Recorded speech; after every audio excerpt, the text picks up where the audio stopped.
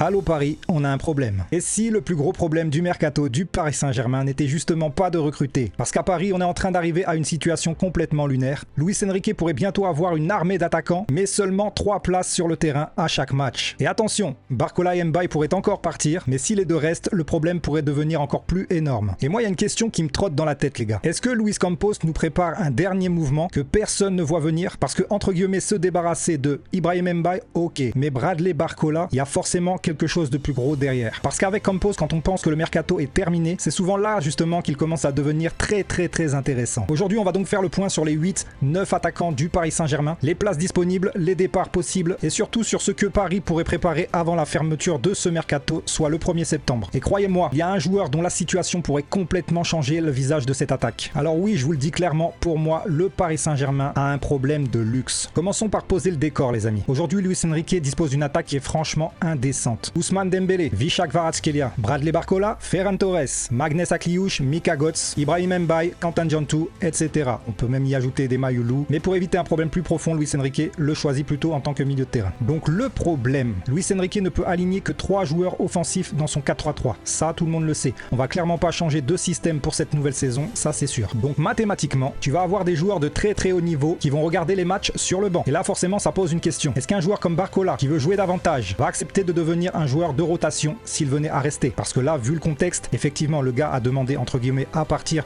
du moins il ne prolongera pas avec le Paris Saint-Germain. Ça sous-entend un problème que si tout capote, s'il ne part pas à Liverpool comme annoncé, il va passer une saison assez compliquée, il faut se le dire. Paris ne va pas compter sur lui forcément, du moins sur les gros matchs. Et de plus, s'il ne venait pas à jouer régulièrement, forcément il perdrait de la valeur au fur et à mesure des mois qui passent. Je pense pas que ça soit un joueur auquel tu puisses dire t'inquiète frère, tu vas jouer dimanche prochain. Parce qu'à Paris, dimanche prochain, il y a déjà 3 autres joueurs qui attendent leur tour. Et c'est là pour moi que le mercato devient intéressant. Le PSG pour moi a fait ce qu'il fallait au niveau des arrivées. Les joueurs qu'on avait ciblés, on les a eus et ça c'est une performance très forte du Paris Saint-Germain. Ça prouve tout simplement l'image qu'on véhicule à travers l'Europe et les joueurs qui veulent venir au Paris Saint-Germain. Notez bien que ceux qui sont venus, c'est uniquement parce qu'ils avaient l'intention unique de rejoindre le Paris Saint-Germain. Ils ont décliné toutes les autres offres, ils l'ont fait comprendre à leur ancien club et c'est comme ça que les choses se sont passées. Luis Campos a besoin de ce genre de joueurs, des joueurs capables de rester fixes sur leurs engagements oraux. C'est-à-dire qu'on passe par un accord verbal avec le joueur, ensuite un accord écrit concernant le contrat entre le joueur et le club et ensuite on négocie avec le club dont le joueur appartient jusqu'à signature. Donc concernant Magnès Akliouche, Ferran Torres et Mika Götze, ces 3 arrivées ne sont évidemment pas anodines. Des dossiers bossés de longue date. On a un Ferran Torres qui apporte son expérience et sa polyvalence. Je vous rappelle quand même qu'on ramène dans notre effectif un champion du monde 2026. C'est pas rien en soi. Mika Götze représente un profil offensif supplémentaire et on le sait, il est virevoltant, c'est un pur talent. Et d'ailleurs, c'est absolument lui que j'attends le plus, que j'ai envie de voir jouer, que j'ai envie de voir faire des folies sur le terrain, au Parc des Princes, à l'extérieur, peu importe. C'est vraiment lui qu'on attend pour faire lever les foules. Et bien entendu, Magnès Akliouche, un joueur que Paris suit depuis longue date et qui vient encore augmenter la concurrence. Résultat, chaque recrutement a mécaniquement réduit l'espace disponible pour les autres. Donc là, je vais faire tout simplement un point sur Bradley Barcola. C'est probablement le dossier le plus explosif du mercato du Paris Saint-Germain cette saison. Vous le savez tous, vous avez tous vu les infos. Liverpool a commencé sa négociation à 80 millions hors bonus. C'est très loin des attentes du Paris Saint-Germain. C'est pour ça qu'ils ont monté le curseur quasiment à 170 millions. On sait très bien que le deal ne se fera ni à 80 ni à 170. Les deux clubs sont en train de se rejoindre à l'heure actuelle et je pense que ça peut se faire à hauteur de 130 à 140 millions,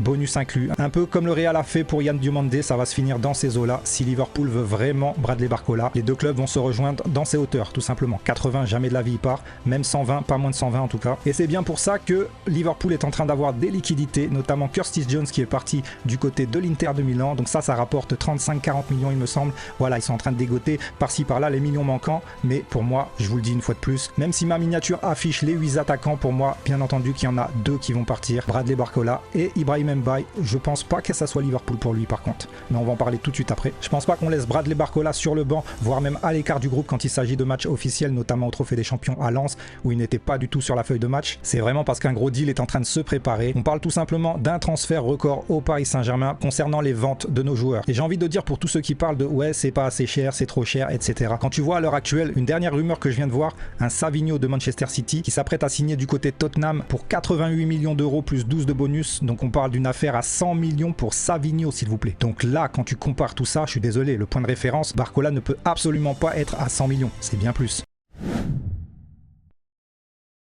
Donc ma question pour vous, dans les commentaires, déjà d'une, si Barcola venait à partir là sur ces prochains jours, Paris du coup récupère une énorme somme d'argent. Pour vous, dans votre tête, c'est une place qui se libère pour un autre joueur, ou tout simplement moins de mots de tête dans la tête de Luis Enrique pour concocter ses équipes? On en reste là, on ne prend plus personne sur le côté offensif. Moi ça m'intéresse, dites-moi-le en commentaire tout simplement. Est-ce qu'on recrute en cas de départ une fois de plus, ou est-ce que si on restait avec Gvara, Dembélé, Doué, Mika Götze, Ferran Torres, Magnès Akliouche, les 6, plus un petit qui pousse derrière, exemple Jantou ou Mbaye s'il ne partait pas lui-même, ou alors est-ce qu'on devrait aller chercher un nouveau profil concernant l'attaque du Paris Saint-Germain, à savoir un pur neuf, parce qu'il y a plein de rumeurs sur ce coin-là. On parle de Balogun, de Jonathan David, donc ces deux profils déjà clairement c'est des purs neufs. Est-ce que Luis Enrique au final ne voudrait pas ça? Maintenant je ne comprendrai absolument pas qu'on ait laissé partir Gonzalo Ramos pour prendre encore un neuf de métier. Concernant Ibrahim Mbaye, le jeune Sénégalais est lui aussi au centre des discussions, vous le savez. Beaucoup parlent de Liverpool, moi je vois surtout un Leverkusen qui attend le feu vert du Paris Saint-Germain. Je pense sincèrement qu'on sert de Liverpool pour faire monter les enchères, et j'ai envie de dire pour lui, va à Leverkusen plutôt qu'à Liverpool. Tu auras beaucoup plus de temps de jeu, tu seras beaucoup plus épanoui, tu feras de meilleures statistiques,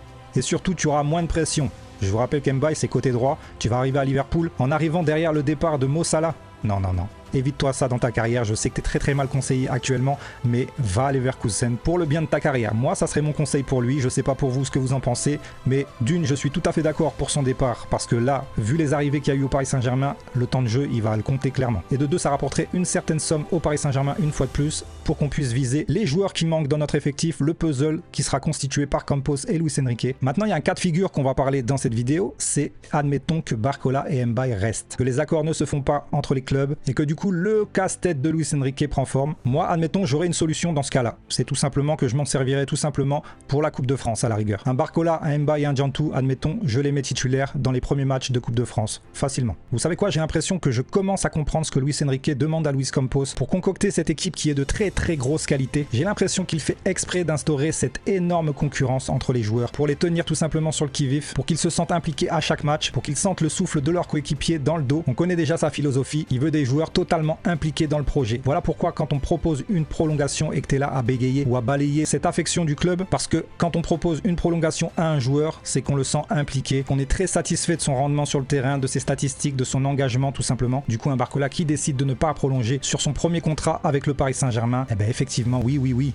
Je suis tout à fait d'accord avec Luis Enrique, on ne le compte pas dans l'équation pour cette nouvelle saison. Et moi je vais vous dire quelque chose, je pense vraiment pas que le mercato du Paris Saint-Germain soit totalement terminé. Attention, je vous annonce pas une recrue surprise comme si j'avais Campos dans mon WhatsApp. Je vous donne tout simplement mon analyse, le PSG a énormément bougé sur ce mercato. Il a recruté, il a vendu, il a rééquilibré plusieurs secteurs et il reste encore plusieurs dossiers offensifs à régler. Moi en tout cas, ma conviction c'est que ce mercato n'est pas terminé. Une surprise sortie tout droit du chapeau de Luis Campos est censée arriver. Mais je vois absolument pas du côté offensif. Pour moi, la surprise serait plutôt défensif, voire milieu de terrain. Et d'ailleurs, en parlant du milieu de terrain, ça a beaucoup fait réagir ma dernière vidéo concernant le meilleur banc d'Europe. Et beaucoup n'ont pas compris pourquoi je mettais le Paris Saint-Germain meilleur effectif bis d'Europe. Je vous l'ai toujours dit, je n'ai absolument pas pris l'individuel de chaque joueur pour déterminer qui était le meilleur banc. Je vous ai tout simplement dit la cohésion de groupe, l'équilibre, etc. Pour moi, le Paris Saint-Germain était premier. Ça se bataillait avec celui du Real ou celui d'Arsenal. Voilà, c'est ce qui revenait le plus dans la vidéo. Et du coup, il est vrai qu'en regardant le milieu bis du Paris Saint-Germain,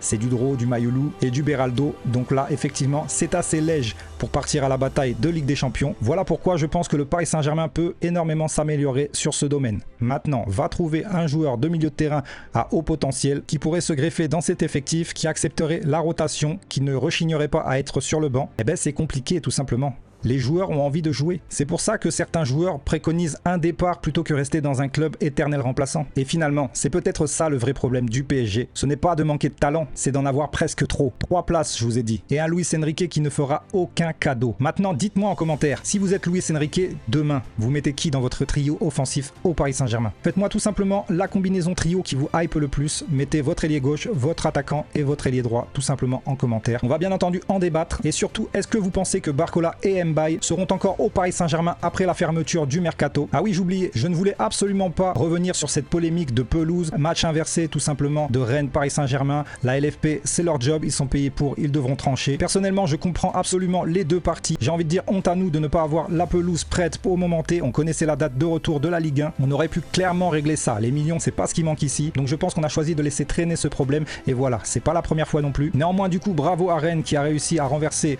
cette tendance et du coup remplir remplir leur stade. Ça s'est fait assez vite en plus, donc ça va. On sait très bien que l'équipe du Paris Saint-Germain qui se déplace chez un adversaire en Ligue 1, c'est un événement pour n'importe quelle équipe. Donc voilà, les billets ont été vendus assez rapidement. Il y aura 1000 supporters du Paris Saint-Germain, il me semble, dont 500 ultras. J'espère que ça sera un beau spectacle. J'espère que ça ne changera absolument pas le fait qu'on aille gagner là-bas. Pour cette première journée de Ligue 1, on va quand même pas y laisser des points déjà. Là, il n'y aura pas d'excuses, l'effectif est là. Avec, j'ai vu un Rennes pas totalement en jambes selon leur préparation. Donc voilà, logiquement que ça soit à domicile ou à l'extérieur, on est censé pour moi gagner. Allez, je vais vous dire tout simplement mon pronostic sur ce match. Je pense que sans sourciller, on doit aller gagner sur leur pelouse au moins 3-0. Quand bien même il manque Nuno Mendes qui est d'ailleurs suspendu, ça c'est une deuxième polémique encore. J'aurais pu faire une vidéo sur ça, mais beaucoup de youtubeurs se sont penchés déjà sur le sujet et je suis un peu d'accord aussi. C'est extrêmement sévère, 3 matchs, sachant que c'était une action qui s'est produite dans le jeu. Le rapport de l'arbitre qui montre que c'est non hors du jeu ou je ne sais quoi. Bon bref, 3 matchs pour lui, à mon avis on va pas faire contestation et il faut absolument pas rentrer dans ce genre de polémique. Voilà, on a déjà l'inversion du match à Rennes, on a cette histoire de suspension, faudrait pas quand même en rajouter beaucoup plus. On se doit d'être serein pour ce début de saison. Notons déjà un trophée, la Super Coupe d'Europe, c'est absolument le trophée que je voulais, bien plus que celui du trophée des champions.